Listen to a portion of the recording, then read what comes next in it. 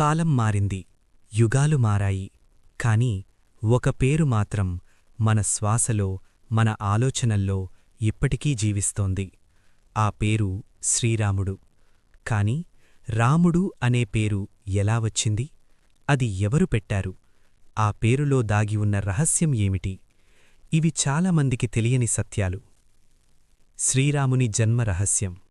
అయోధ్యరాజు దశరథుడు పుత్రకామేష్టియాగం చేసిన తర్వాత దివ్యమైన పాయసం ద్వారా నలుగురు కుమారులు జన్మించారు. కాని వారి పేర్లు సాధారణంగా పెట్టలేదు. ప్రతి పేరు వెనక ఒక దైవ సంకల్పం ఉంది. ఈ వీడియో నచ్చితే సబ్స్క్రైబ్ చేయండి, జై శ్రీరామ్ అని కామెంట్ చేయండి.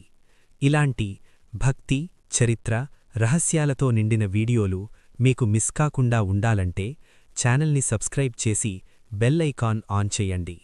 జై శ్రీరామ్. మళ్ళీ ఇంకొక అద్భుత కథతో కలుద్దాం.